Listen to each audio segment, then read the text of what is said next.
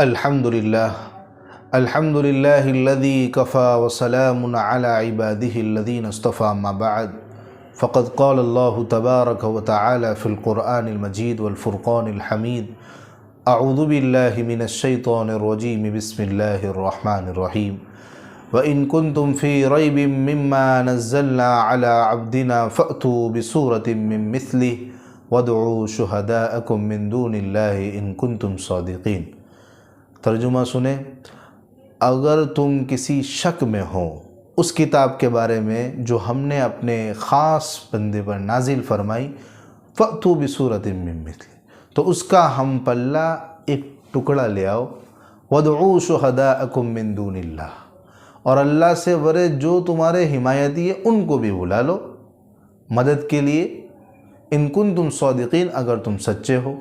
فَإِن لَّمْ تَفْعَلُوا، اور اگر تم یہ کام نہ کر سکو، یعنی ایک چھوٹی سی صورت بھی نہ لا سکو، اور اللہ فرماتے پہلے سے وَلَن تَفْعَلُوا، تم لا بھی نہیں سکو گے.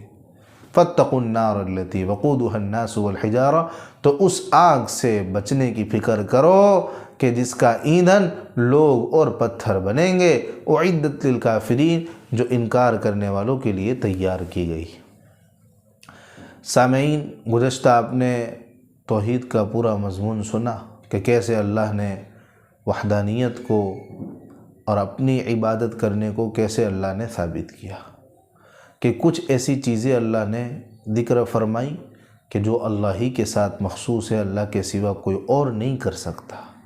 جسے ہماری پیدائش ہے، ہمارے آباء و اجداد کی پیدائش ہے، آسمان و زمین کی خلقت ہے، پیدائش ہے، آسمان سے بارش کا برسانا ہے، زمین سے پھل پھول کا نکالنا ہے. یہ ایسی چیزیں ہیں نا جو سوائے خدا کے اور کوئی نہیں کر سکتا. لہذا عبادت ایک اللہ کی جائے گی. جب ایک اللہ نے یہ امور انجام دیے ہیں اور ان امور کو سوائے اللہ کے کوئی نہیں کر سکتا ہے، تو عبادت کی مستحق وہ ذات ہے. اسی طریقے سے یہ جو آیتیں میں نے پڑھی نا، ان میں بھی اللہ کے کلام کا تذکرہ ہے کہ اللہ کا کلام یہ ایسا کلام ہے کہ جس کو پڑھ کر سن کر انسان اندازہ لگا سکتا ہے کہ یہ کلام بھی سوائے اللہ کے کسی کا نہیں ہو سکتا.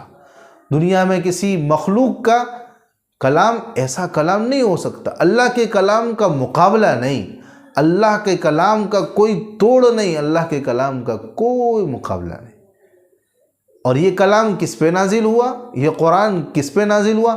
اللہ کے نبی حضرت محمد مصطفیٰ صلی اللہ علیہ وسلم پر نازل کیا. تو یہ اللہ کے نبی کی رسالت کو ثابت کیا، نبی کی رسالت کو ثابت کیا کہ اللہ کے نبی اللہ کے سچے رسول ہے. کیا دلیل ہے؟ کہ بھئی ہر دور میں، ہر زمانے میں اللہ تعالیٰ اپنے نبیوں پر جہاں ان کو دعوت حق کے لیے مامور کرتے تھے، مبعوث کرتے تھے، بھیجتے تھے، ساتھ میں کچھ معجزات حجت کے لیے دیتے تھے کہ امت کو قائل کرے، مائل کرے. حضرت موسیٰ علیہ السلام کو معجزہ دیا تھا، ان کے زمانے میں جادو کا زور تھا، تو ان کو عصا کی شکل میں، ید بیضا کی شکل میں اللہ نے معجزات دیے. عیسیٰ علیہ السلام کے زمانے میں طب اور حکمت کا دور تھا، تو ان کو ایسا اللہ نے معجزہ دیا کہ وہ مادر ذات نابینا، کہ جو پیدائشی اندھا ہو اس کو وہ بینا کر دیتے تھے اللہ کے فضل سے، اور کوڑی اس کو بھی ٹھیک کر دیتے تھے. تو اللہ کے نبی صلی اللہ علیہ وسلم جب دنیا میں آئے ہیں تو عربوں میں اللہ کے نبی کو اللہ نے مبعوث فرمایا.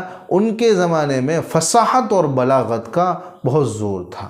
عربوں کی فصاحت، ان کی بلاغت یہ مشہور تھی، یہ فیمس تھی، اور ان میں نظم و نثر کے ایسے مشاق پائے جاتے تھے. اور اللہ کے نبی نے تو کوئی ایسی مشق بھی نہیں کی، پھر بھی اللہ کے نبی پر ایسا کلام آسمان سے اترا ہے، اللہ کی طرف سے اترا ہے کہ جو فصاحت و بلاغت کا ایک سمندر ہے، کہ جس نے ساری انسانیت کو، سارے عربوں کو حیران و ششتر چھوڑ دیا کہ یہ کیسا کلام.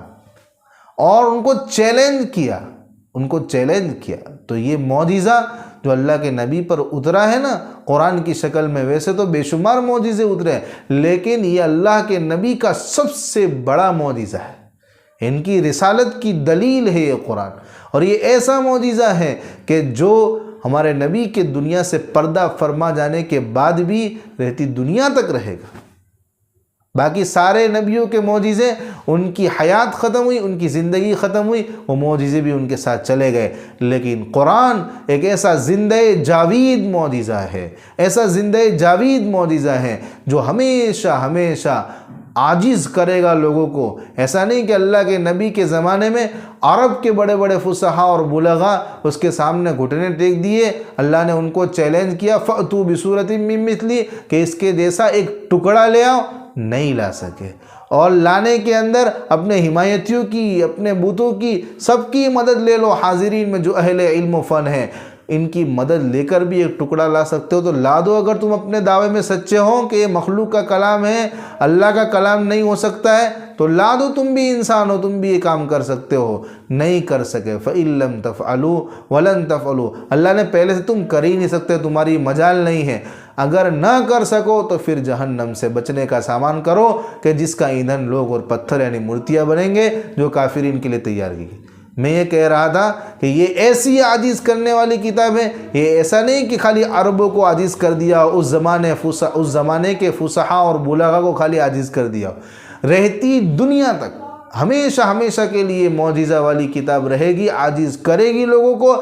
آج بھی ایک ادنا ایمان رکھنے والا شخص اگر یہ چیلنج کرے نا لوگوں کو کہ قرآن جیسی نہ پہلے کوئی کتاب تھی، نہ کوئی اس کے جیسی کوئی ایک چھوٹی سی سورت، کوئی آیت لا سکا تھا، نہ آج بھی لا سکتا ہے، نہ آئندہ لا سکے گا، تو وہ انسان اپنے دعوے میں سچا ہوگا، وہ جھوٹا نہیں ہوگا، وہ ہارے گا نہیں، وہ شکست فاس کا سامنا اس کو نہیں کرنا پڑے گا۔ آج بھی کسی انسان کے اندر یہ طاقت نہیں ہے کہ قرآن جیسی ایک چھوٹی سی سورت لا سکے۔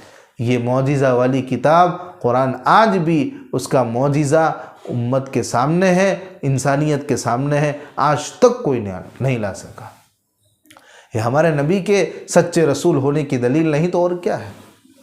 حدیث کے حوالے سے کہ جو معجزے اللہ کے نبی کے بڑے معجزے ہیں نا، جو اللہ کے نبی کی رسالت کو ہر روز، ہر آن، ہر لمحہ، ہر سال، پوری زندگی اللہ کے نبی کی رسالت کو ثابت کرتے رہیں گے، ان میں ایک تو قرآن سب سے بڑا معجزہ، اور دوسرا معجزہ جو حدیث کے حوالے سے پتہ چلتا ہے نا، وہ حج کے موقع پر جو حضرات گئے ہوئے ہیں، وہ جب جمرات کی رمی کرتے ہیں اور کنکریاں مارتے ہیں تو انہوں نے یہ معجزہ دیکھا ہوگا، انہوں نے یہ معجزہ دیکھا ہوگا کہ بھی کنکریاں، ایک انسان 7 کنکریاں مارتا ہے، اور لاکھوں کی تعداد میں لوگ ہر سال حج میں جاتے ہیں، لیکن کبھی آپ نے یہ دیکھا کہ کنکریے مارتے مارتے وہ پورا پہاڑ بن گیا ہو، وہ کنکریاں اس جگہ پہ جم کے ایک پہاڑ کی شکل اختیار کر لی اور جمرات چھپ گئے ہو؟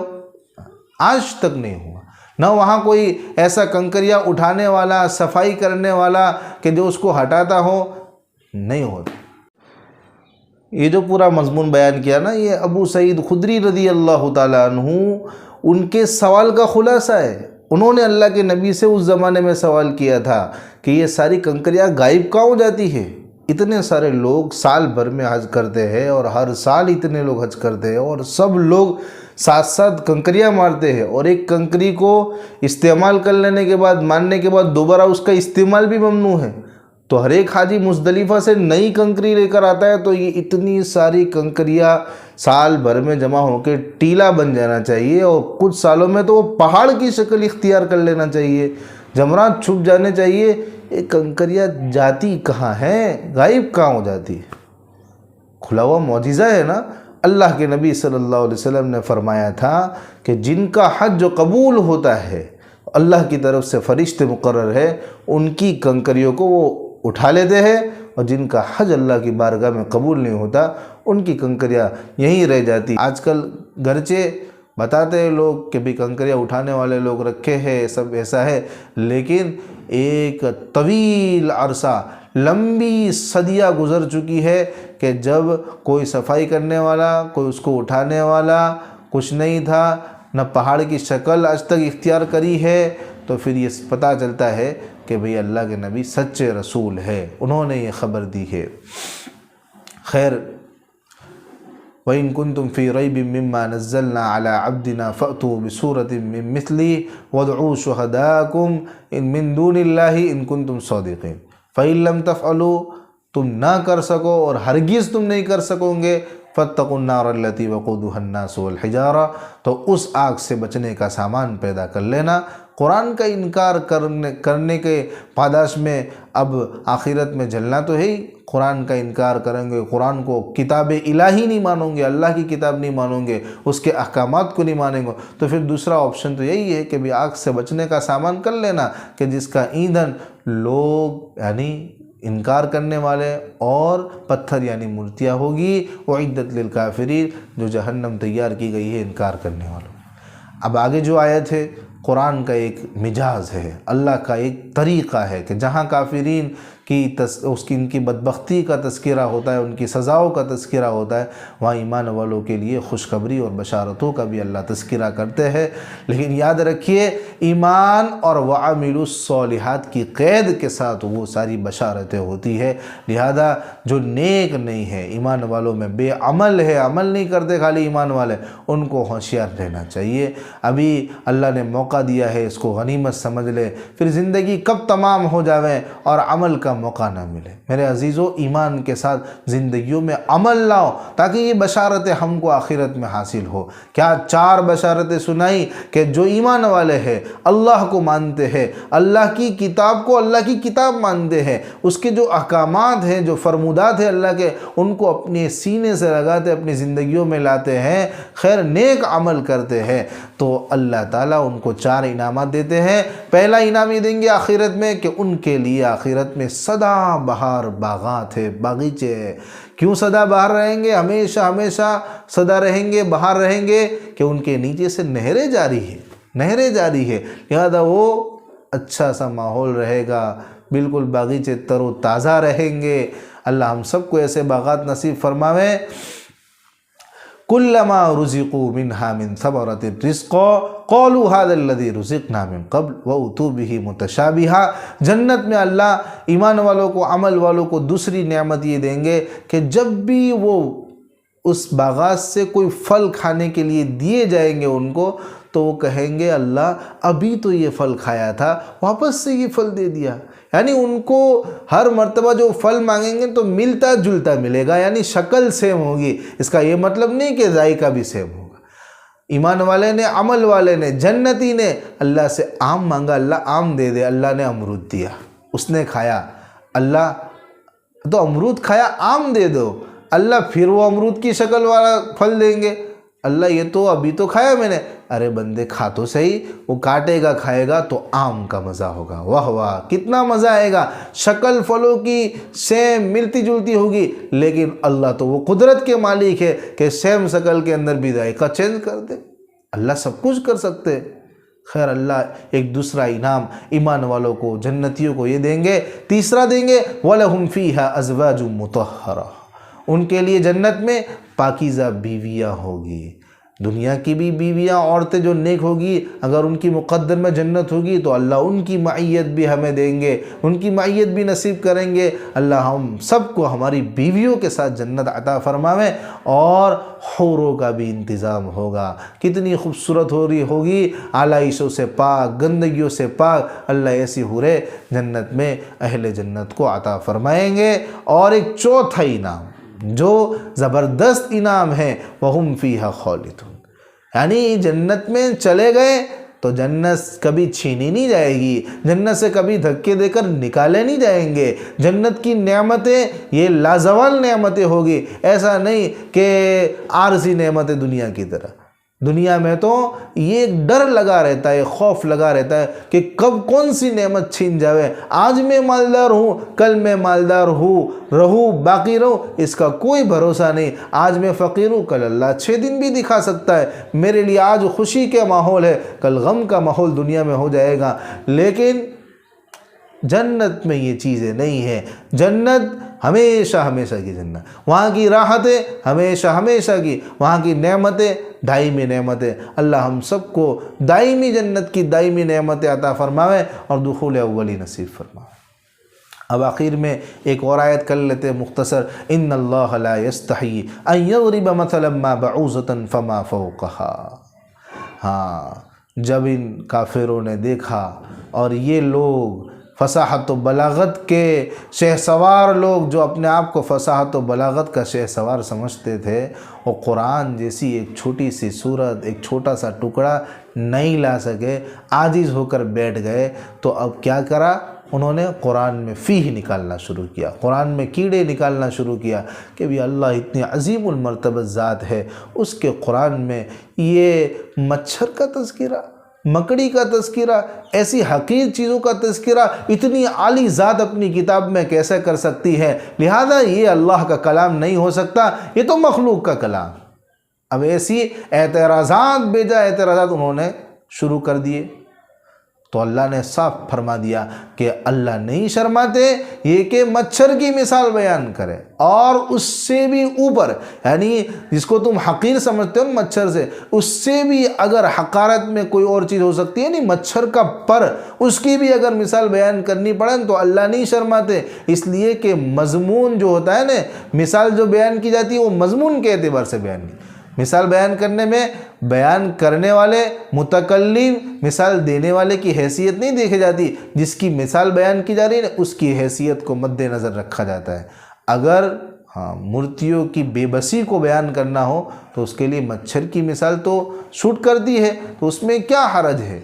اس میں ایسی مثال بیان کرنے میں آپ کو اگر پیٹ میں درد ہو رہا ہے، آپ کو اچھا نہیں لگ رہا ہے، تو آپ کا ذائقہ خراب ہے، آپ کا ٹیسٹ خراب ہو گیا ہے۔ جس کا ذائقہ خراب ہو جائے نا، اس کو پھر میٹھی چیز بھی کڑوی لگتی ہے، لہذا یہی نتیجہ ہے فَأَمَّا الَّذِينَ آمَنُوا فَيَعْلَمُونَ أَنَّهُ الْحَقُّ مِنْ رَبِّهِمْ، کہ ایمان والے یہ جانتے ہیں کہ یہ مثال برحق ہے، اس لیے کہ ان کا ذائقہ صحیح ہے، ان کو یہ مثال اچھی لگتی ہے، ان کو یہ مثال صحیح معلوم ہوتی ہے، لہذا اسی کا نتیجہ ہے کہ اس مثال کے ذریعے اللہ تعالیٰ ان کو ہدایت دیتے، بہتوں کو اللہ اس مثال کے ذریعے سے ہدایت دیتے ہیں، ان کا ذائقہ صحیح ہے، وہ اطاعت کے دائرے سے باہر نہیں نکلے۔